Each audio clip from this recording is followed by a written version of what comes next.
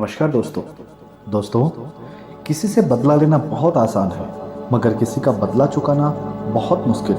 उन्हें भुलाना अच्छी बात नहीं जो विपत्ति में आपका साथ दिया करते हैं। दोस्तों, पैसों पर ज़्यादा घमंड मत करना, उनसे सिर्फ बिल चुकाया जा सकता है, बदला नहीं। नमस्कार दोस्तों, स्पिरिचुअल हिंदी स्टोरी में आपका दिल से स्वागत है। दोस्तों, बूढ़े गिद्ध ने बताया कि इन 4 लोगों पर कभी भी भरोसा मत करना, क्योंकि ये 4 लोग दूसरे की स्त्री और को देख करके नीयत खराब कर लेते हैं। दोस्तों, इस कहानी के माध्यम से जानने की कोशिश करते हैं कि वे 4 लोग कौन हैं जो दूसरे की स्त्री और धन को देख करके नीयत खराब करते हैं। तो चलिए आज की कहानी को शुरू करते हैं। दोस्तों, एक गांव में एक राघव नाम का किसान रहता था। उस किसान के 4 पुत्र थे। चारों पुत्र राघव के धीरे धीरे बड़े हो रहे थे। राघव के 3 बेटे तो काफी बुद्धिमान थे, लेकिन उनका जो छोटा बेटा था वह कम बुद्धि वाला था।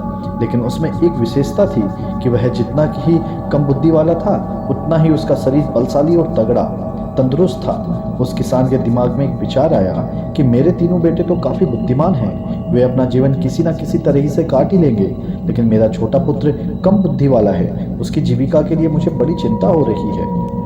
फिर काफी सोच विचार के बाद वह इस नतीजे पर पहुंचा कि क्यों ना मैं अपने छोटे पुत्र को पहलवानी सिखा दूं। वैसे भी इसका शरीर देखने में पहलवानों जैसा ही है। अब तो उस किसान ने अपने छोटे पुत्र को पहलवानी करवाना शुरू कर दिया। उसे बहुत अच्छे पहलवानों की खुराक मिलती थी। अब तो किसान का छोटा पुत्र बहुत जल्दी बड़ा ताकतवर हो गया। प्रतिदिन कसरत करता था, दौड़ लगाता और पहलवानी के जो गुण थे उन्हें सीखता। वह हर दिन नए नए दांव पेच सीखता था। इस प्रकार धीरे धीरे समय निकलता गया। किसान राघव ने अपने तीनों पुत्रों का विवाह कर दिया। जब किसान के पुत्रों का विवाह हो गया तो 3 पुत्रों की जो स्त्रियां थी वह भी किसान के छोटे बेटे से दिन रात जलने लगी। मन में सोचने लगी कि यह छोटा वाला देवर कुछ काम धाम तो करता नहीं है, पूरे दिन पहलवानी करता है और अच्छी अच्छी चीजें खाता है, और हम और हमारे पति तीनों काम धंधे में लगे रहते हैं और यह बैठे बैठे मौज उड़ाता है। दोस्तों, यही सोच करके राघव की तीनों बहुओं ने अलग होने के लिए विवाद खड़ा कर दिया। जब अलग होने की जिद करने लगी तो किसान ने मन में सोचा कि अब मुझे अपने छोटे पुत्र का भी विवाह कर देना चाहिए। यही सोच करके उस किसान ने एक बड़ी सुंदर और विद्वान कन्या की तलाश की और उस कन्या के साथ अपने छोटे पुत्र का विवाह संपन्न करा दिया। दोस्तों, उस पहलवान की पत्नी इतनी सुंदर थी कि उस पूरे क्षेत्र में कोई भी स्त्री उसके समान सुंदर नहीं थी, और सुंदर होने के साथ साथ वह बड़ी विद्वान थी। उसे 14 विद्याओं का ज्ञान था।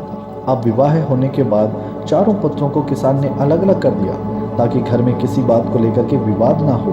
जब चारों बेटे अलग अलग हो गए तो किसान के 3 बड़े बेटे जो काफी बुद्धिमान थे, इसलिए वे तीनों अच्छी तरह से कमाने खाने लगे। वे हर काम जानते थे, खेती में भी खूब मेहनत करते, इसलिए उनका समय बहुत अच्छे से चल रहा था। परंतु जो पहलवान था उसका तो वही काम अच्छा खाना और प्रतिदिन पहलवानी करना।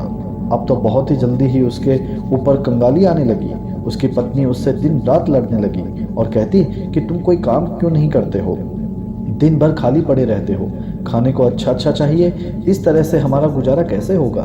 अब तो दोनों पति पत्नी में विवाद होने लगा। उसकी पत्नी जो थी वह काफी बुद्धिमान थी। एक दिन वह अपने पति से बोली कि तुम ऐसा करो, इस देश के राजा के पास चले जाओ और राजा से कहना कि मुझे नौकरी दे दो। पहलवान कहने लगा कि यह तुम क्या कह रही हो, मैं तो कोई काम भी नहीं जानता, केवल कुश्ती लड़ सकता हूँ और भोजन कर सकता हूँ, और कोई काम तो मुझे आता नहीं है। तो राजा के यहाँ मुझे नौकरी कैसे मिल पाएगी, और अगर मिल भी जाएगी तो मैं वहाँ क्या काम करूँगा। तब वह पत्नी कहने लगी कि तुम इस बात की चिंता मत करो, मैं कुछ नहीं जानता, मैं जो कहती हूँ तुम वही करो। मेरे कहने से तुम महाराज के पास जाओ और महाराज से कहना कि मुझे लखटकिया की नौकरी चाहिए। पहलवान अपनी पत्नी की बात सुनकर के उदास मन से राजा के दरबार को चल देते हैं। जब राजा के दरबार में पहुंचा तो महाराज ने देखा कि बड़ा बलवान पहलवानों जैसा शरीर वाला एक आदमी आया है। राजा समझ गए कि शायद यह व्यक्ति नौकरी की तलाश में आया होगा। महाराज ने उससे पूछा कि किस लिए आए हो, तो वह कहने लगा कि महाराज मुझे नौकरी चाहिए। राजा ने पूछा, अच्छा ठीक है, अब आप पहले ये बताओ कि आप करोगे क्या, आप क्या कर सकते हो। तब वह पहलवान कहता है कि महाराज जो काम आपसे नहीं होगा, जो काम आपकी सेना से नहीं होगा, किसी मंत्री से नहीं होगा, वह काम मैं करूंगा, परंतु इसके बदले मैं आपसे 1 लाख टका रोज का वेतन लूंगा। राजा कहने लगा तो अच्छा है, लखटकिया की नौकरी करोगे। वह पहलवान कहने लगा जी महाराज, राजा ने अपने मंत्रियों से विचार विमर्श किया और कहा, देखो जरा, क्या हमसे पहले कभी किसी राजा ने किसी लखटकिया को नौकरी पर रखा है या नहीं? अब तो राजा के मंत्री ने जब पुराने दस्तावेजों में देखा तो उन्हें पता चला कि महाराज के पिता ने ही एक लखटकिया को रखा था। मंत्री कहने लगे कि महाराज, आपके पिता ने भी एक लखटकिए को नौकरी पर रखा था। अपने मंत्री की बात सुनकर के राजा ने कहा कि ठीक है, हम भी अपने यहाँ एक लखटकिया रखते हैं। यही सोच करके राजा ने उस पहलवान को लखटकिए के रूप में अपने यहाँ नौकरी दे दी। दोस्तों, लखटकिया कहने लगा कि महाराज, आप मुझे रहने के लिए कोई अच्छा सा कमरा दे दीजिए। जब भी कोई काम आन पड़े, जो भी आपसे ना हो, आपकी सेना से ना हो, आपके किसी मंत्री से ना हो, तो आप खबर भेज करके मुझे बुलवा लेना। राजा ने उस पहलवान को अपने यहाँ शाही जो बाग था उसमें रहने को कमरा दे दिया। उस शाही बाग में एक बहुत सुंदर महल बना हुआ था। राजा ने कहा, हे लखटकिया, तुम इस महल में आराम से रह सकते हो। जब मुझे आवश्यकता पड़ेगी मैं आपको बता दूंगा। उसी दिन से वह पहलवान 1,00,000 टका वेतन पाने लगा और रहने के लिए उसने राजा की तरफ से एक महल भी मिल गया। अब तो वह पहलवान बड़े ही आराम से उस राजसी महल में प्रतिदिन पहलवानी करता और बगीचे में घूमता और आराम से सो जाता। दोस्तों, धीरे धीरे यूं ही कुछ समय बीत जाता है। एक दिन राजा और उसके मंत्री पहलवान से कहने लगे, आज तुम हमें अपने घर लेकर के चलो, हम देखना चाहते हैं कि तेरा घर कैसा है। अब तो वह पहलवान महाराज के आदेश को टाल ना सका। वह मंत्री और राजा को लेकर के अपने गांव की तरफ चल देता है। पहलवान राजा और मंत्री उसको अपने घर पे बुला लेता है। पहलवान की पत्नी बड़ी सुंदर थी और बड़ी ही स्वादिष्ट भोजन बनाती थी। उसने देखा कि राजा और मंत्री हमारे घर आए हैं, तो उसने बड़ा ही स्वादिष्ट भोजन बनाया और उन्हें अपने हाथों से परोसा। राजा की नज़र पहलवान की पत्नी पर चली गई। पहलवान की पत्नी तो सुंदर थी ही, और सुंदर इतनी भयंकर थी कि उसके बराबर शायद उसको रानी भी नहीं लगती। रानी भी उसके सामने कुछ नहीं थी। राजा यह देख करके आश्चर्य में पड़ गया कि भोजन करने के बाद महाराज और मंत्री वापस आए। पहलवान जब मंत्री से कहने लगा कि मंत्री, इस पहलवान की पत्नी कितनी सुंदर है, हमारी रानी भी इतनी सुंदर नहीं है। तब मंत्री ने कहा, हाँ महाराज, सुंदर तो है, परंतु क्या किया जाए, यह तो अपना अपना नसीब है। किसी के नसीब में सोना है तो किसी के नसीब में मिट्टी भी नहीं। राजा बोला, मंत्री, मुझे यह बताओ कि हम इसकी पत्नी को पाना चाहते हैं, किस तरीके से हम इसकी पत्नी को अपनी पत्नी बना सकते हैं, हमें क्या करना चाहिए। दोस्तों, कहते हैं कि राजा, योगी, अग्नि, जल, इनकी उल्टी रीत होती है। हमेशा इनसे बच कर के चलना चाहिए। राजाओं के उल्टे नियम होते हैं। राजा और मंत्री सोचने लगे, पहलवान की पत्नी को राजा के महल में कैसे लाया जाए। अब क्या होता है, वो उसी दिन से पहलवान की पत्नी को हड़पने का षड्यंत्र रचने लगते हैं। धीरे धीरे कुछ समय बीता और थोड़ा सा समय व्यतीत हुआ। इधर महाराज की जो माँ राजमाता थी वह बीमार पड़ जाती है। जब राजमाता बीमार पड़ गई तो महाराज ने बड़े बड़े वैद्य को उन्हें दिखाया, परंतु किसी भी वैद्य का उपचार उन्हें ठीक नहीं कर पाया। राजमाता के पेट में दर्द होता था, उनके बदन का दर्द बढ़ता चला गया और कोई भी वैद्य या हकीम उनका इलाज न कर सका। एक दिन एक वैद्य जी आए और उन्होंने मंत्री से विचार किया। उन्होंने मंत्री के मन में एक विचार आया कि मुझे कुछ षड्यंत्र करना चाहिए। वैद्य को देख करके मंत्री कहने लगा कि वैद्य जी, हमारे महाराज की माँ राजमाता बीमार है, क्या उनका इलाज कर सकते हैं। फिर वैद्य ने कहा, हाँ, हम अवश्य उनका इलाज कर देंगे। तब मंत्री ने कहा, देखो, आपको इलाज मेरे अनुसार करना होगा। मैं आपको 50 स्वर्ण मुद्रिकाएं दूंगा। आप जब उनका इलाज करो तो इलाज के लिए उन्हें एक ऐसी वस्तु मंगवाना जो कहीं भी उपलब्ध ना हो। वैद्य जी को जब 50 स्वर्ण मुद्रिकाएं पकड़ाई गई तो वह लालच में आ गई। वैद्य कहने लगा कि चलो मंत्री जी, मैं ऐसा ही करूंगा। अब मंत्री वैद्य को लेकर के राज दरबार में आया और राजा से कहा, महाराज, यह वैद्य जी बड़े ही माने हुए हैं, इन्हें समयपुरी से लाया हूँ। यह वैद्य राजमाता का इलाज करना चाहते हैं। महाराज बोले, तब तो बड़ी प्रसन्नता की बात है। राजा फौरन उस वैद्य के साथ लेकर के राजपुरोहित, सेनापति और मंत्री के साथ राजमाता के पास गया। राजमाता का इलाज करने के लिए वहां पहले से कई वैद्य लगे हुए थे। वैद्य जी ने राजमाता की नब्ज देखी और नब्ज देख करके कहा कि महाराज, इसका इलाज अब संभव नहीं है। राजा एकदम घबरा गया और कहने लगा, वैद्य जी, क्या बात है। वैद्य जी ने कहा, हे राजन, आपकी माता को सिर्फ एक ही वस्तु ठीक कर सकती है। राजा कहने लगा, बताओ वह क्या है। फिर वैद्य जी बोले कि वह वस्तु बड़ी ही दुर्लभ है, इतनी आसानी से नहीं मिल सकती। राजा बोले, आप बताओ तो सही, मैं उस वस्तु को कुछ भी करके ढूंढ लाऊंगा। तब वैद्य ने बताया कि महाराज, यदि आप 4 और बील वाला मंगवा लो तो आपकी माता ठीक हो जाएंगी। दोस्तों, 4 हुर बीला को मंगवा करके आप उनका तेल निकलवाइए और उस तेल की मालिश राजमाता के शरीर पर करवाएं। राजमाता बहुत जल्दी स्वस्थ हो जाएंगी। वैद्य की बात सुन करके राजा मन में विचार करने लगा कि अवश्य हमें उस हुर बीला जानवर को मंगवाना चाहिए। फिर राजा ने पूछा कि वह कहाँ मिलता है। वैद्य कहने लगा कि वह हुर बीला हिमालय के जंगलों में मिलता है। अब वही वैद्य राजमाता का इलाज करने में लग गया और महाराज दरबार में आते हैं। दरबार में आकर के महाराज ने अपने समस्त सभासदों को बुलाया और मंत्रियों को बुलाया, सेनापतियों को बुलाया और उनसे कहा कि कोई भी ऐसा योद्धा है जो हुरबिला नाम के जानवर को ला सके। यह सुनकर के कुछ समझदार व्यक्ति कहने लगे, महाराज, यह हुरबिला है क्या? हमने आज तक तो वैसा नाम नहीं सुना। राजा कहने लगा, यह कोई एक प्रजाति का जानवर है जो हिमालय के जंगलों में रहता है। राजा की बात सुनकर के सारे दरबारी चुप हो गए, क्योंकि जिस हुरबिला की बात राजा कर रहे थे आज तक किसी ने उस जानवर को नहीं देखा। अब तो राजा उन्हें चुपचाप देख करके मंत्री से कहने लगा कि मंत्री जी, ऐसे तो काम नहीं चलेगा। राजमाता को बचाने के लिए हमें हुरबिला जानवर को लाना ही होगा। फिर मंत्री कहने लगा, महाराज, यह बड़ा अच्छा मौका है। जो पहलवान हमारे यहाँ 5 महीने से केवल बैठे बैठे तनख्वाह ले रहा है, वह किस दिन काम आएगा? क्यों ना यह हुरबिला उसी से मंगवाया जाए।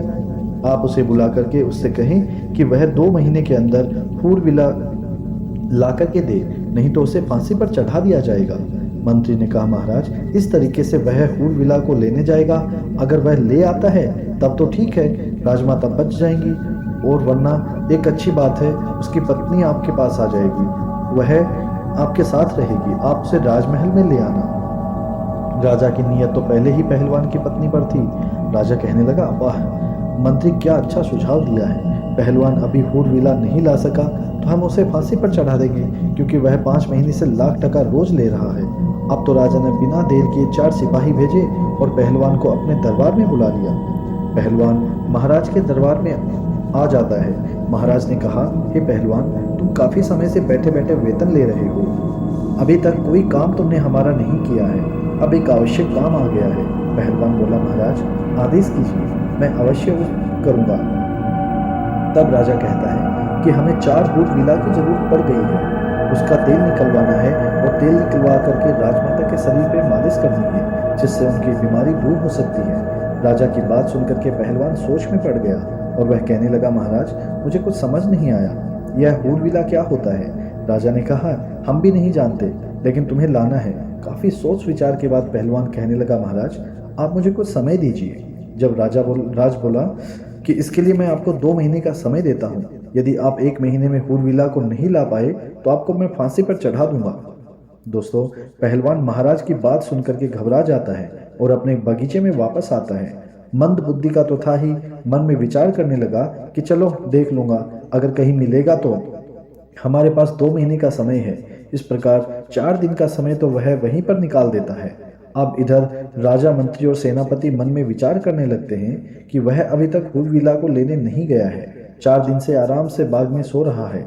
आप उसके पास जाइए और उससे कहिए कि वह जल्द से जल्द हुरबिला को लेकर आए, वरना हम उसे फांसी पर चढ़ा देंगे।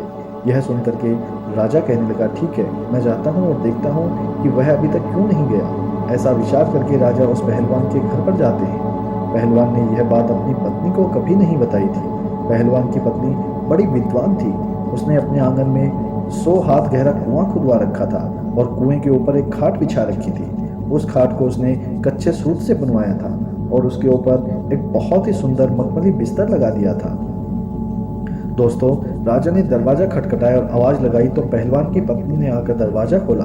द्वार पर राजा को देख करके वह कहने लगी, महाराज, आप पहलवान की पत्नी ने राजा का बड़ा स्वागत किया और कहने लगी, आप यहीं बाहर विराजिए, मैं आपके लिए भोजन लेकर के आती हूँ। मेरे पति इस समय घर पर नहीं है। राजा कहने लगा, अरे नहीं नहीं, मैं बाहर क्या करूँगा, मैं तो आपके साथ अंदर चलता हूँ। अब तो राजा पहलवान के बारे में उसकी पत्नी से गलत बातें करने लगा। वह कहने लगा कि हे सुंदरी, लगता है पहलवान आपको अच्छे से नहीं रखता। अरे वह आपको क्या अच्छे से रखेगा, वह तो खुद दूसरे के यहाँ नौकरी करता है। अगर तुम हमारे महल की रानी होती तो जिंदगी कितनी खूबसूरत होती। राजा के मुख से जब इस तरह की मीठी मीठी बातें पहलवान की पत्नी ने सुनी तो वह समझ गई कि लगता है राजा की नीयत खराब है। इसलिए अब उसको सबक सिखाना चाहिए। पहलवान की पत्नी ने राजा से कहा, आओ महाराज, अंदर आइए, आप ठीक कह रहे हैं। पहलवान किसी भी तरह से मेरे योग्य नहीं है। अब मैं ही उसको छोड़ दूंगी और आज से मैं तुम्हारे साथ रहूंगी। उसने और भी दिमाग से काम लिया। अब तो राजा उसकी बातों में आ गया और उसके साथ अंदर चला जाता है। दोस्तों, पहलवान की पत्नी ने जो कच्चे सूत का पलंग बना करके कुएं के ऊपर बिछा रखा था, उसके ऊपर मखमल की चादर बिछा दी थी। उसने राजा से कहा, आप इस चारपाई पे बैठिए, मैं आपकी सेवा करती हूँ। दोस्तों, जैसे ही राजा उस चारपाई पे बैठता है, वह कच्चे धागे से बना हुआ था, वह पलंग टूट करके उसी कुएं में गिर जाता है। राजा उस कुएं में गिर जाता है। महाराज सोचने लगे कि यह क्या हुआ, अब तो मैं फंस गया। इधर महाराज नीचे गिर जाते हैं और उधर पहलवान बड़े आराम से समय पास कर रहा था। जब सुबह हुई तो पहलवान की पत्नी ने अपने देवर जेठ के पुत्रों को बुलाया। उनके कई पुत्र थे। उन्हें बुलाया और कहा, मैं 2 स्वर्ण मुद्रिकाएं दूंगी, इसमें एक व्यक्ति है, उसे बाहर निकालो। उन पुत्रों ने उस राजा को बाहर निकाला। तब पहलवान की पत्नी ने आदेश दिया कि इसको बांध करके इसके ऊपर 60 कोड़े लगाए जाएं। अब तो पहलवान की पत्नी के आदेश पर राजा को 60 कोड़े लगाए गए और कहा, इसको वापस इसी कुएं में डाल दीजिए। उन पुत्रों ने वापस उसको कुएं में डाल दिया। पहलवान की पत्नी ने कहा कि एक मटके में पानी दे दो, रोटी इस कुएं में नीचे रख दो। रस्सी की सहायता से रोटी और पानी भी कुएं के अंदर पहुंचा दिया गया। अब तो रोजाना राजा के साथ वैसा ही व्यवहार किया जाता। उधर राजा मन में विचार करने लगा कि अब तो मैं बहुत बुरा फंस चुका हूँ। अब तो उसके भतीजे रोज उसको कुएं से निकालते, 60 कोड़े मारते, फिर से कुएं में डाल देते। राजा को ऐसा करते करते 3-4 दिन हो गए। राजा जब अपने दरबार में नहीं पहुंचा, अपने घर नहीं पहुंचा, तो मंत्री विचार करने लगा कि महाराज को क्या हुआ। महाराज काफी दिन से पहलवान की पत्नी के पास गए थे, ना जाने क्या कर रहे हैं, मुझे भी चल करके देखना चाहिए। ऐसा विचार करके मंत्री भी चल देता है। जब काफी अंधेरा हो जाता है तो मंत्री उस पहलवान की पत्नी के महल के द्वार पर पहुंच जाता है दोस्तों, और आवाज लगाता है।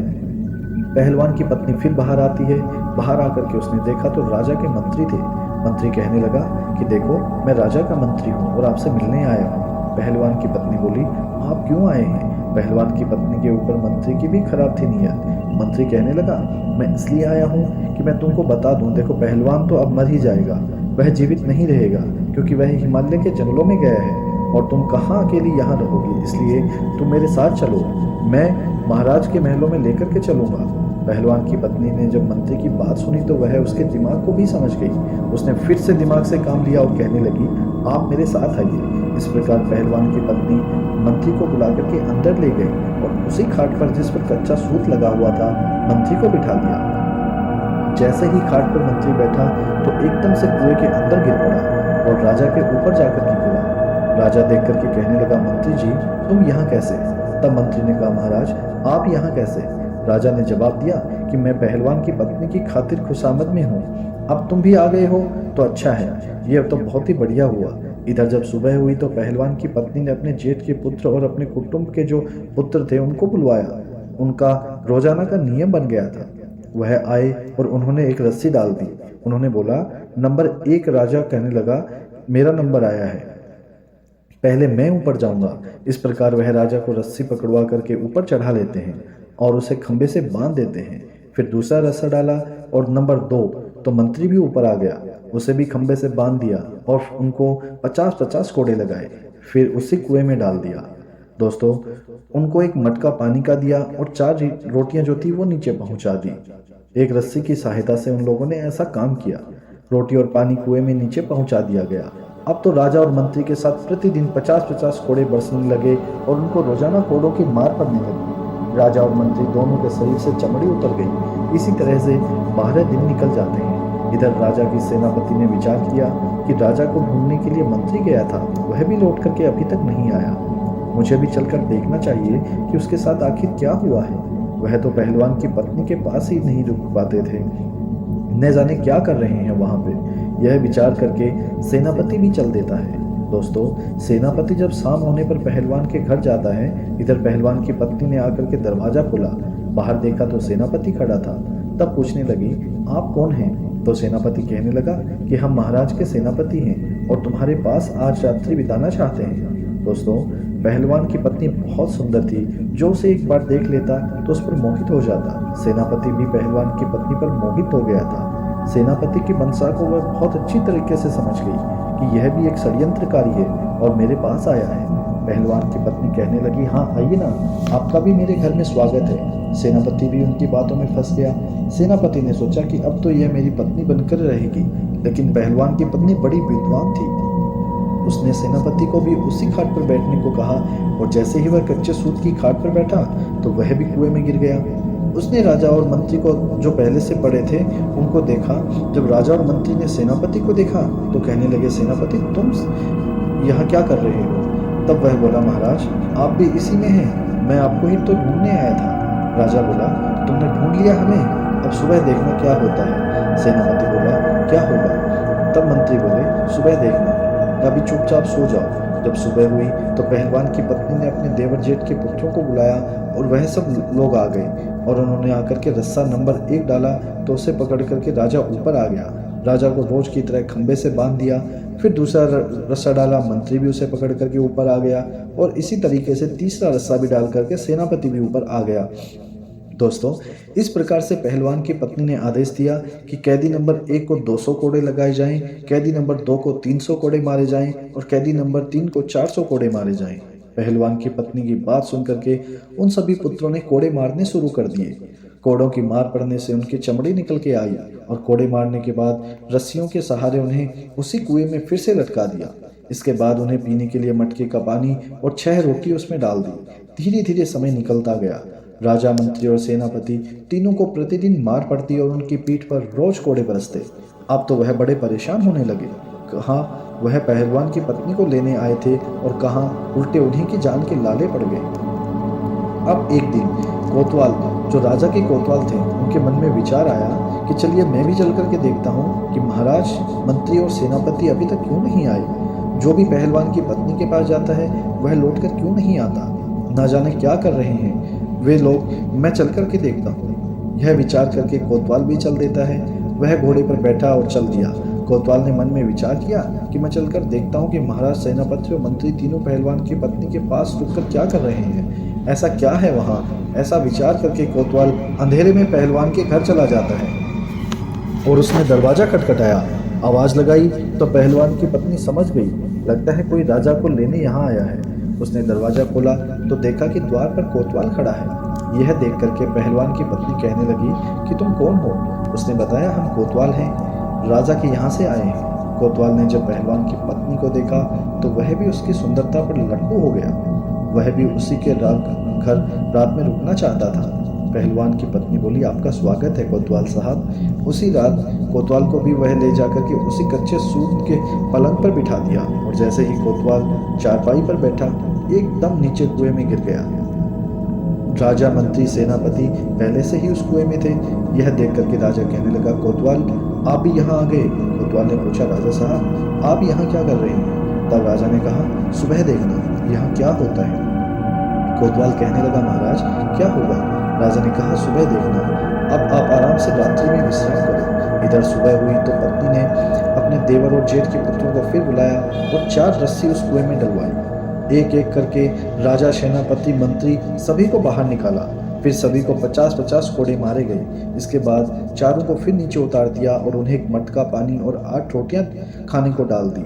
अब तो पहलवान की पत्नी का नियम बन गया था, अपने देवर और जेठ के पुत्रों को बुलाती, उन्हें बाहर निकलवाती और फिर 50-50 कोड़े लगवाती। उसी कुएं में फिर से उन्हें नीचे डाल देती। अब तो वे चारों उस कुएं में पड़े पड़े बीमार पड़ने लगे। अब तो राजा के मन में विचार करने लगा कि यहाँ से कैसे छूटा जाए। वह अपने मन में बहुत दुखी हो रहे थे। कहने लगे कि अब मैं हुर बेला को कहाँ से लाऊं? अगर नहीं लिया गया तो राजा निश्चिंत ही मुझे फांसी पर लटका देगा। सोचने लगा कि चलो अपनी पत्नी के पास वापस चलता हूँ, यदि वह कोई उपाय बता दे तो शायद मैं इस मुसीबत से निकल सकता हूँ। निराश हृदय से पहलवान अपनी पत्नी के पास वापस जाता है। जब वह अपने पति का चेहरा उदास देखा तो उसकी पत्नी पूछने लगी कि क्या कारण है जो आपका चेहरा इतना उदास है? तो वह कहने लगा, अब मुझे राजा फांसी की सजा देने वाला है। उसकी पत्नी ने पूछा, क्यों? राजा आपको फांसी पर क्यों चढ़ाएंगे? पहलवान ने कहा कि उसने मुझे ऐसा काम बताया है जो मुझसे होगा ही नहीं। उसकी पत्नी बोली, बताओ तो सही, राजा ने तुम्हें ऐसा क्या काम बताया है? जिसे लेकर के इतने चिंतित हो? वह कहा। तब पहलवान ने सारी बात अपनी पत्नी को बताई और कहा, महाराज ने मुझे 4 हुर बेला मांगे हैं और वो हुर बेला हिमालय के जंगलों में मिलते हैं। राजा उनका तेल निकाल करके राजमाता को लगाएंगे जो कि बहुत बीमार है, और उस तेल से राजमाता की मालिश की जाएगी। तब पहलवान की पत्नी कहने लगी, बस यह छोटी सी बात? मैं तो घबरा गई थी, पता नहीं कौन सी बात होगी। ऐसी हुर बेला तो हमारे जंगलों में काफ़ी है, मैं अपने बालकों से कहकर उन्हें पकड़वा दूंगी। आप तब तक 5 दिन के लिए अपने ससुराल चले जाओ, उन्होंने आपको बुलाया है। पहलवान अपनी पत्नी के कहने पर अपने ससुराल चला जाता है। दोस्तों, मंद बुद्धि का तो वह था ही, वह मन में विचार करने लगा कि इसका मतलब मेरी मुसीबत मेरी पत्नी दूर कर देगी। इधर पहलवान की पत्नी ने अपने बच्चों, देवर और जेठ के पुत्रों को आदेश दिया। उन्होंने कहा कि आप कुछ पंखों की व्यवस्था करो, चिड़िया, कबूतर, मोर और समस्त पक्षियों के पंख, ज़्यादा से ज़्यादा पंख लेकर के आओ। और एक कमरे में उन लोगों ने पंखों को भर दिया। दोस्तों, उसके देवर जेठ के पुत्र छोटे छोटे बालक ही थे। उन्होंने 2 दिन में वह सारा कमरा पंखों से भर दिया। जब तीसरा दिन हुआ तो पहलवान की पत्नी ने अपने देवर और जेठ के पुत्रों को फिर बुलाया और उनसे कहा कि आप 2 क्विंटल तारकोल की व्यवस्था करो। इस प्रकार से तारकोल की भी व्यवस्था कर ली गई। फिर उसके बाद उन्हें गर्म किया गया और जब वह पतला हो गया तो उसे ठंडा करने के लिए रख दिया गया। दोस्तों, वह उसको एक बड़ी कढ़ाई में भर के रख दिया। जब तारकोल ठंडा हो गया तो उसे एक बड़ी कढ़ाई में भर करके बाहर रखा। इसके बाद उस कुएं में 1 नंबर रस्सा डाला गया। तो राजा सोचने लगा, अरे आज तो मुझे दोपहर से ही बुलाया जा रहा है, योजना तो सुबह पिटाई की होती थी, अभी तो दोपहर का समय है, क्या आज फिर से मार पड़ने वाली है? राजा चुपचाप ऊपर चढ़ जाता है। पहलवान की पत्नी वहां डंडा लेकर के बैठी थी। उसने राजा से कहा, यह कढ़ाई रखी है, इसमें स्नान करो, यदि ज़्यादा आनाकानी की तो इस डंडे से मार पड़ेगी। राजा चुपचाप डर के मारे उस तारकोल से भरी कढ़ाई में घुस जाता है। जब वह बाहर निकला तो सारे शरीर पर तारकोल लिपट गया। पहलवान की पत्नी बोली कि इस कमरे में जाइए और इसमें आराम से लेट जाइए। राजा को उस कमरे में भेज दिया गया जिसमें हजारों पक्षियों के पंख पड़े थे। राजा जैसे ही उस कमरे में लेटा तो पक्षियों के सारे पंख उसके शरीर पर चिपक गए। राजा जैसे ही उस कमरे से वापस लौटा तो पूरे शरीर से पंख ही पंख चिपक गए थे। इसके बाद राजा को एक लोहे के खूंटे से बांध दिया गया। इस तरीके से नंबर 2 का रस्सा डाला गया। मंत्री को बुलाया और मंत्री सोचने लगा, अब मुझे बुलाया जा रहा है, राजा साहब अभी तक नीचे नहीं आए होंगे, हो सकता है कि उन्हें छोड़ दिया गया हो, लगता है आज हम सबको यहाँ से रिहा किया जा रहा है। तो मंत्री बड़ी जल्दी ऊपर चढ़कर आता है। ऊपर चढ़कर जब वो आया तो देखा कि पहलवान की पत्नी डंडा लेकर के बैठी हुई है। मंत्री से कहा, चलो इस कढ़ाई में स्नान करो। मंत्री गिड़गिड़ाया, परंतु पहलवान की पत्नी ने उसे बलपूर्वक उस कढ़ाई में गिरा दिया। जैसे ही कढ़ाई में मंत्री जी गिरे तो वह भी कोलतार में पूरी तरह से नहा गए। संपूर्ण शरीर काला हो गया, पूरे शरीर पर तारकोल चिपक गया और फिर उसके बाद मंत्री को भी उसी कमरे में भेज दिया गया जिसमें पंख पड़े हुए थे और उसे लेटने को कहा गया। जाकर उस कमरे में सो जाओ। जैसे ही मंत्री उस कमरे में जाकर के लेटा तो पूरे शरीर पर उसके पंखियों के निशान, वो पंख फिर चिपक गए। मुंह पर और कान भी कहीं भी कुछ उनको दिखाई नहीं दे रहा था। इसके बाद उन्हें भी एक दूसरे खूंटे से बांध दिया गया। इसी तरीके से चारों को निकाला गया और तारकोल में स्नान कराया। इसके बाद कमरे में भेजकर उन्हें लिटाया गया। चारों के शरीर से पक्षियों के पंख चिपक गए थे। फिर चारों को अलग अलग लोहे के खूंटे से बांध दिया गया। इस प्रकार से जब 4 दिन बीत गए, उधर वह पहलवान अपने ससुराल से लौट करके आया और आकर के अपनी पत्नी से कहा कि अब बताओ वह कहाँ है बक्सी, मुझे महाराज से डर लग रहा है, 2 महीने का समय पूरा होने वाला है, नहीं तो राजा मुझे पूरे परिवार सहित फांसी पर लटका देगा। तब उसकी पत्नी बोली कि आप इतना क्यों घबरा रहे हो, देखो मैंने पहले ही आपकी व्यवस्था कर दी है। 4 ऊँट बिल्ला अंदर बंधे पड़े हैं। पहलवान ने देखा कि बड़े ही विचित्र जानवर अंदर बंधे पड़े थे। देखने में तो वो इंसान लग रहे थे, परंतु उनके शरीर पर भांति भांति के पंख लगे हुए थे। अब तो पहलवान बड़ा प्रसन्न होता है। पहलवान की पत्नी बोली, आप इन्हें ले जाइए और एक डंडा लेकर जाना, यदि इनमें से कोई भी रास्ते में उत्पात करता है तो उसे डंडे से पिटाई कर देना, यह बड़े सीधे हैं, चुपचाप चले जाएंगे। पहलवान प्रसन्न मुद्रा में चारों को पकड़ करके उन्हें लेकर के चलता है और अपने हाथ में एक बड़ा सा डंडा लेकर के उनके पीछे पीछे चलता है। इधर मंत्री और राजा विचार करने लगते हैं कि यदि हम इससे भागने की कोशिश करेंगे तो यह बड़ा पहलवान है, हमें उठा उठा कर पटक देगा और हमें मार भी सकता है, इसलिए चुपचाप इसके साथ चलने में ही भलाई है। जब पैदल उन्हें लेकर आया तो अपने बगीचे में आ गया। शाम का वक्त था। मन में विचार करने लगा कि इन्हें सुबह महाराज के दरबार में पेश करूंगा। अब मैं आराम से सो जाता हूँ। उन चारों को एक कोठरी में बंद कर देता है और वह एक कमरे में बंद करके राजा, मंत्री, कोतवाल और सेनापति को छोड़ देता है। वे आपस में विचार करने लगते हैं कि यदि सुबह पहलवान ने हमें दरबार में पेश किया तो फिर रानी हमारा तेल निकलवा देगी, क्योंकि उन्हें भी शीघ्रता है राजमाता को ठीक कराने की। राज्य पुरोहित कल ही हमारा तेल निकलवा देंगे, अर्थात अब हमारी मृत्यु निश्चित है, इसलिए कोई उपाय कीजिए। यदि तेल भी नहीं निकलवाया तो संपूर्ण शहर में हमारी हंसी हो जाएगी। तो राजा कहने लगे कि इस कमरे से गुप्त सुरंग हमारी रानी के महल तक जाती है। आप ऐसा कीजिए, इस पत्थर को उठाइए और मुझे उस सुरंग में उतार दीजिए। उन चारों ने जोर लगा करके पत्थर उठाया और राजा को सुरंग से नीचे उतार दिया। राजा सुरंग के माध्यम से अपने महल में पहुंच जाते हैं। राजा ने महल में जाकर के आवाज़ लगाई और महल में से जब रानी ने निकल करके देखा तो राजा को देखकर वह एकदम से घबरा गई, क्योंकि राजा का तो विचित्र रूप था। उनके शरीर पर पंख ही पंख लगे हुए थे। ऐसा जानवर या आदमी उसने आज तक नहीं देखा था। रानी चीख पड़ी। रानी की आवाज़ सुन करके नौकर चाकर, दासियां और कुछ सैनिक वहाँ इकट्ठे हो जाते हैं। सब ने मिल करके महाराज की बहुत पिटाई की और कहने लगे, मारो, ना जाने कौन सा जानवर आ गया। राजा चिल्ला चिल्ला कर कह रहे थे कि मुझे मत मारो, मैं राजा हूँ, लेकिन वहाँ राजा की कोई नहीं सुन रहा था। पिटने के बाद राजा की आवाज़ रानी पहचान लेती है। तब रानी ने पूछा, यदि आप राजा हैं तो फिर यह क्या हुआ? आपने क्या हुलिया बना रखा है? तब राजा बोला कि तुम लोग पहले शांत हो जाओ और मुझे चुपचाप अपने कमरे में लेकर के चलो और थोड़े से मिट्टी के तेल की व्यवस्था करो। मुझे जल्दी जल्दी उस मिट्टी के तेल में स्नान कराओ।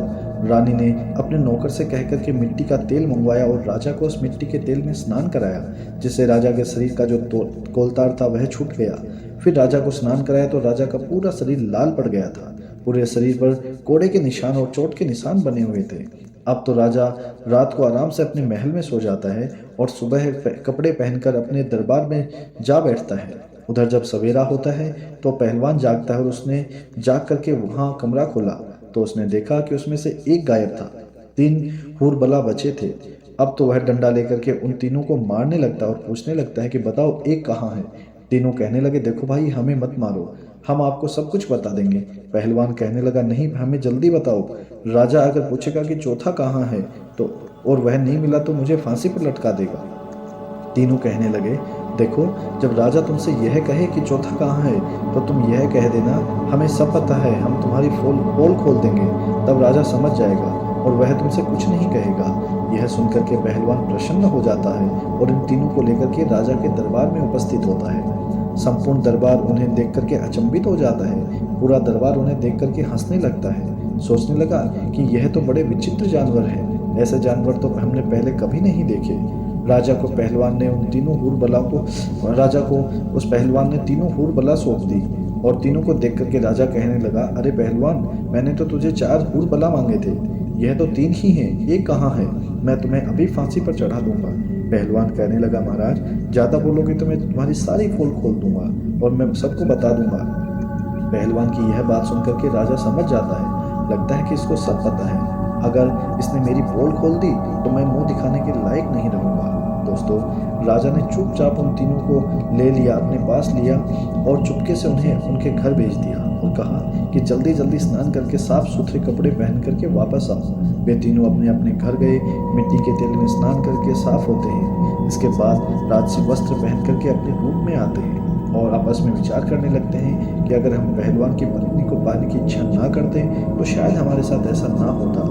अब यह बात हम किसी को नहीं बता सकते। अगर पहलवान और उसकी पत्नी से बदला लेते हैं तो भी यह बात रानी और पूरे नगर में फैला देगी, इसलिए इस रहस्य को गुप्त ही रखना ठीक है। इस प्रकार उन्होंने पहलवान को कुछ नहीं कहा और पहलवान आनंद से राजा के यहाँ नौकरी करता रहा। दोस्तों, इस कहानी का उद्देश्य यह है कि दूसरे की स्त्री, दूसरे के धन के पीछे मत भागो। अगर भागोगे तो इसी तरह कायल होना पड़ेगा। कहते हैं यह 4 लोग हमेशा दूसरों की स्त्री, धन को देख कर के नीयत खराब करते हैं, इसलिए इन्हें कभी अपने घर मत बुला लाना। नंबर 1, जो कामी और लालची हो। जिन्होंने कभी धर्मशास्त्र को ना पढ़ा हो और ना सुना हो। नंबर 2, जिन्होंने कभी किसी को अपना आदर्श ना माना हो।